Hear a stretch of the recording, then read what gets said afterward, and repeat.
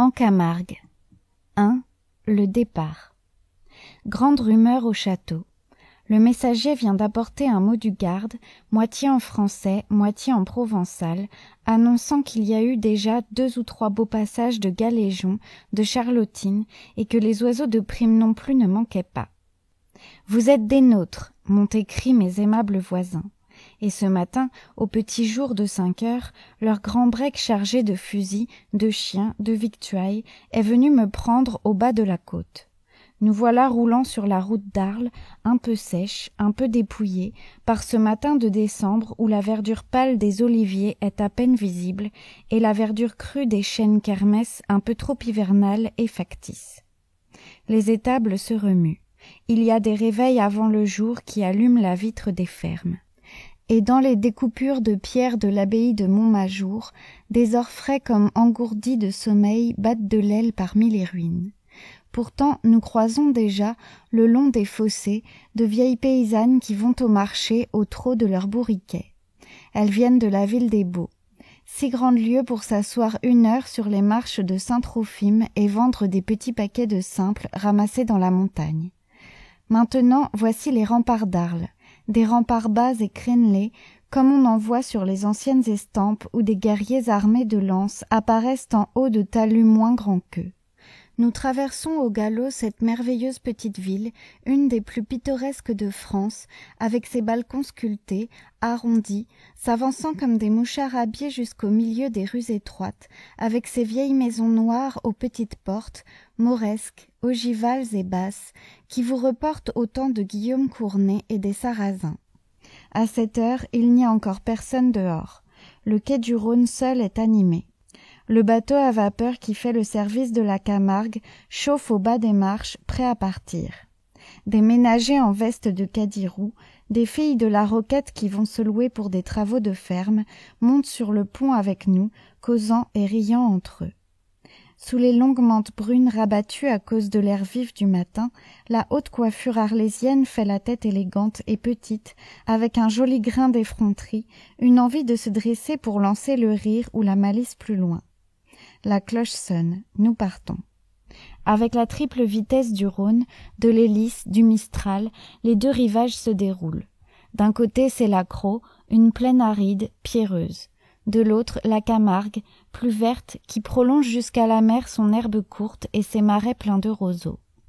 De temps en temps, le bateau s'arrête près d'un ponton, à gauche ou à droite, à empire ou à royaume, comme on disait au Moyen-Âge, du temps du royaume d'Arles, et comme les vieux mariniers du Rhône disent encore aujourd'hui. À chaque ponton, une ferme blanche, un bouquet d'arbres. Les travailleurs descendent chargés d'outils, les femmes leurs paniers au bras, droites sur la passerelle. Vers Empire ou vers Royaume, peu à peu le bateau se vide, et quand il arrive au ponton du mât de Giraud, où nous descendons, il n'y a presque plus personne à bord. Le mât de Giraud est une vieille ferme des seigneurs de Barbentane, où nous entrons pour attendre le garde qui doit venir nous chercher. Dans la haute cuisine, tous les hommes de la ferme, laboureurs, vignerons, bergers, bergeraux, sont attablés, graves, silencieux, mangeant lentement, et servis par les femmes qui ne mangeront qu'après. Bientôt le garde paraît avec la carriole. Vrai type à la Fenimore, trappeur de terre et d'eau, garde-pêche et garde-chasse, les gens du pays l'appellent le roudeirou, le rôdeur, parce qu'on le voit toujours, dans les brumes d'aube ou de jour tombant, caché pour l'affût parmi les roseaux, ou bien immobile dans son petit bateau, occupé à surveiller ses nasses sur les clairs, les étangs et les roubines, canaux d'irrigation. C'est peut-être ce métier d'éternel guetteur qui le rend aussi silencieux, aussi concentré. Pourtant, pendant que la petite carriole chargée de fusils et de paniers marche devant nous, il nous donne des nouvelles de la chasse, le nombre des passagers, les quartiers où les oiseaux voyageurs se sont abattus. Tout en causant, on s'enfonce dans le pays. Les terres cultivées dépassées, nous voici en pleine Camargue sauvage. À perte de vue, parmi les pâturages, des marais, des roubines luisent dans les salicornes.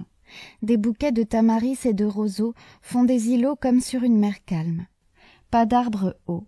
L'aspect uni, immense de la plaine n'est pas troublé.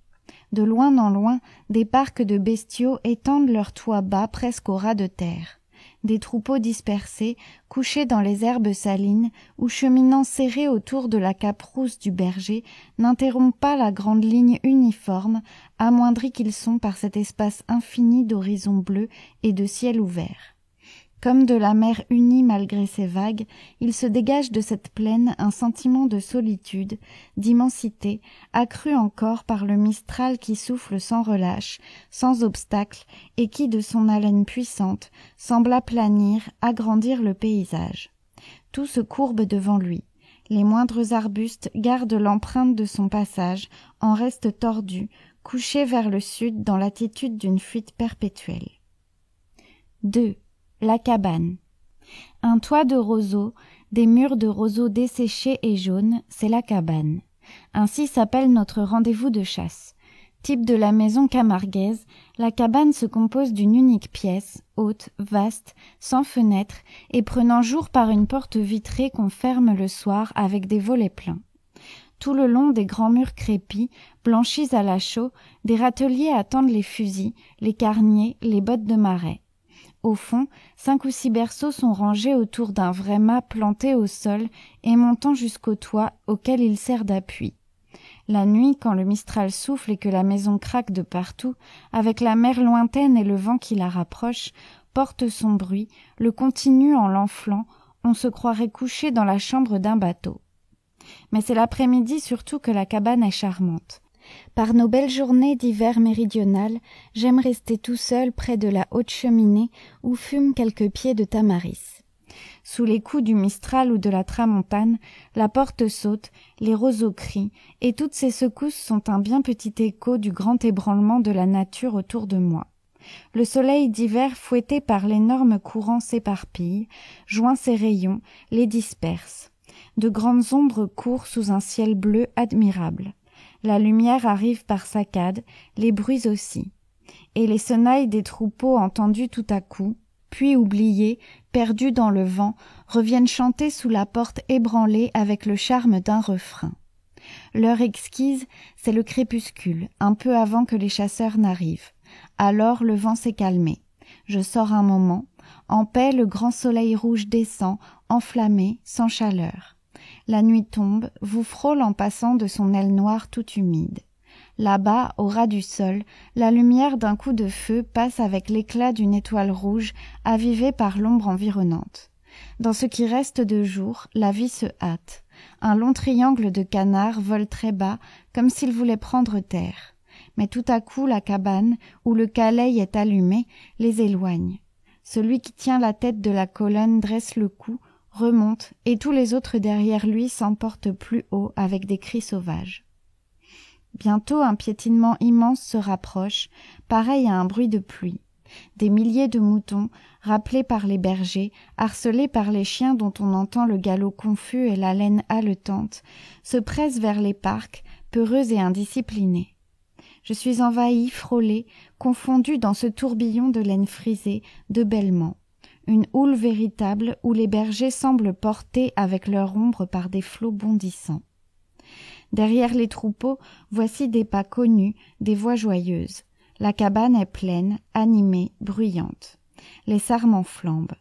On rit d'autant plus qu'on n'est plus là. C'est un étourdissement d'heureuse fatigue, les fusils dans un coin, les grandes bottes jetées pêle-mêle, les carniers vides et à côté les plumages roux, dorés, verts, argentés, tout taché de sang. La table est mise, et dans la fumée d'une bonne soupe d'anguilles, le silence se fait, le grand silence des appétits robustes, interrompu seulement par les grognements féroces des chiens qui lapent leur écuelle à tâtons devant la porte. La veillée sera courte. Déjà, près du feu, clignotant lui aussi, il ne reste plus que le garde et moi. Nous causons, c'est-à-dire nous nous jetons de temps en temps l'un à l'autre des demi-mots à la façon des paysans, de ces interjections presque indiennes, courtes et vite éteintes comme les dernières étincelles des sarments consumés. Enfin le garde se lève, allume sa lanterne, et j'écoute son pas lourd qui se perd dans la nuit. 3. À l'espère. À l'affût. L'espère, Quel joli nom pour désigner l'affût, la tente du chasseur embusqué, et ces heures indécises où tout attend, espère, hésite entre le jour et la nuit. L'affût du matin un peu avant le lever du soleil, l'affût du soir au crépuscule. C'est ce dernier que je préfère, surtout dans ces pays marécageux où l'eau des clairs garde si longtemps la lumière.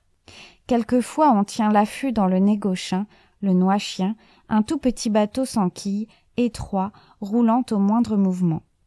Abrité par les roseaux, le chasseur guette les canards du fond de sa barque, que dépasse seulement la visière d'une casquette, le canon du fusil et la tête du chien flairant le vent, happant les moustiques, ou bien de ses grosses pattes étendues penchant tout le bateau d'un côté et le remplissant d'eau.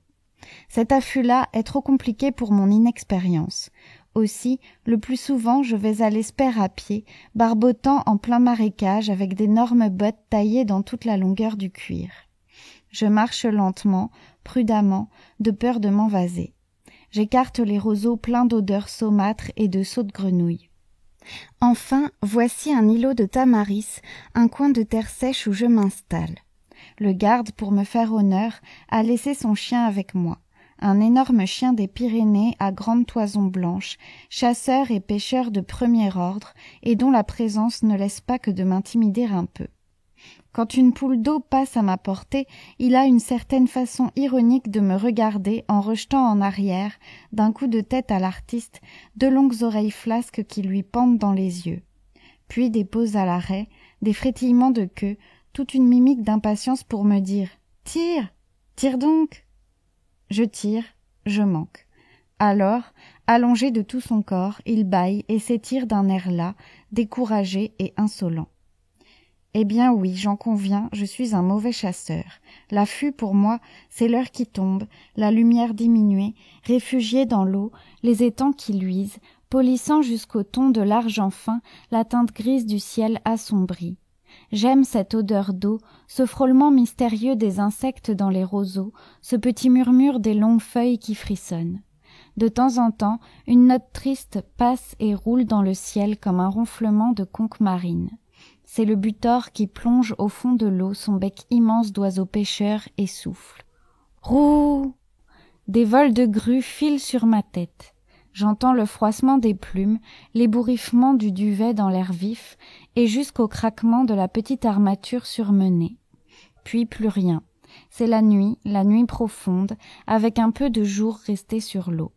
Tout à coup, j'éprouve un tressaillement, une espèce de gêne nerveuse, comme si j'avais quelqu'un derrière moi.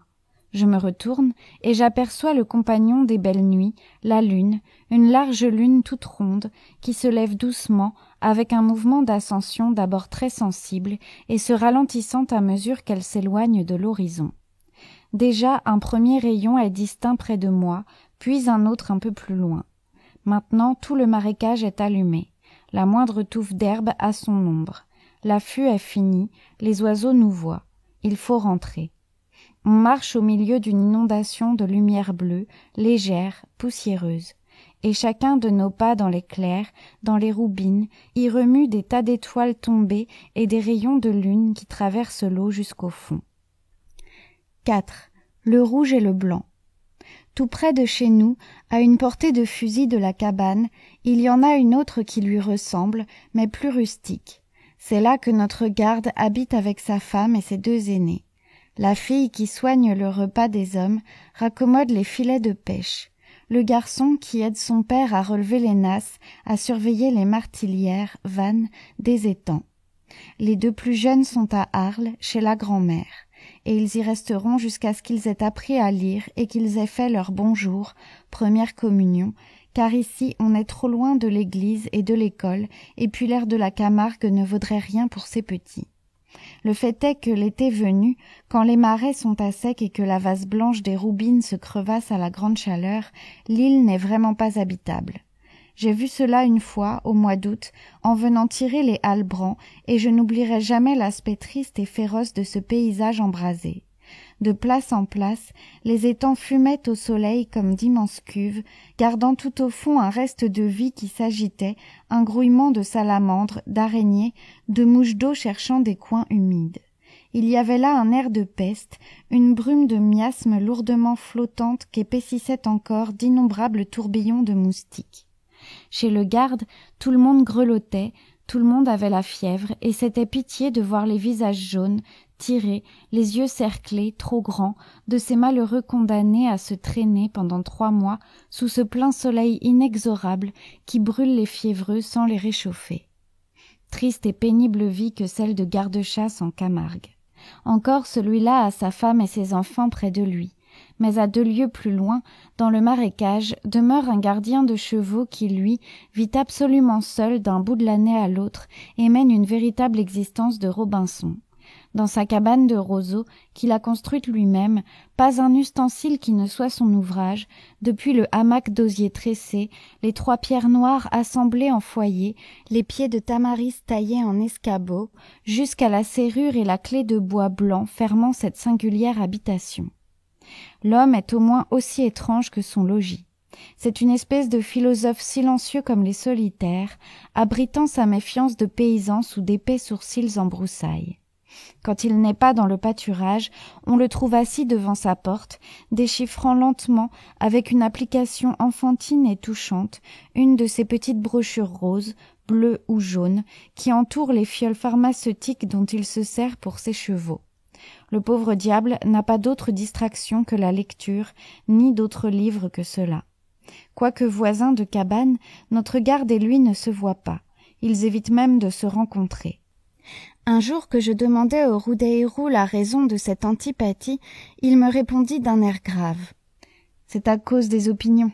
Il est rouge et moi je suis blanc. » Ainsi, même dans ce désert dont la solitude aurait dû les rapprocher, ces 2 sauvages, aussi ignorants, aussi naïfs l'un que l'autre, ces 2 bouviers de Théocrite, qui vont à la ville à peine 1 fois par an et à qui les petits cafés d'Arles, avec leurs dorures et leurs glaces, donnent l'éblouissement du palais des Ptolémées, ont trouvé moyen de se haïr au nom de leurs convictions politiques. 5. Le Vaccarès. Ce qu'il y a de plus beau en Camargue, c'est le Vaccarès.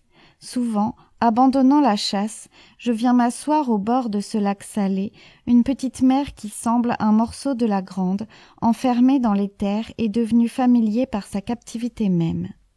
Au lieu de ce dessèchement, de cette aridité qui attriste d'ordinaire les côtes, le Vaccarès, sur son rivage un peu haut, tout vert d'herbes fines, veloutées, étale une flore originale et charmante. Des centaurées, des trèfles d'eau, des gentianes et ces jolies saladelles bleues en hiver, rouges en été, qui transforment leur couleur au changement d'atmosphère et dans une floraison ininterrompue marquent les saisons de leur ton d'hiver. Vers 5 heures du soir, à l'heure où le soleil décline, ces 3 lieues d'eau sans une barque, sans une voile pour limiter, transformer leur étendue, ont un aspect admirable.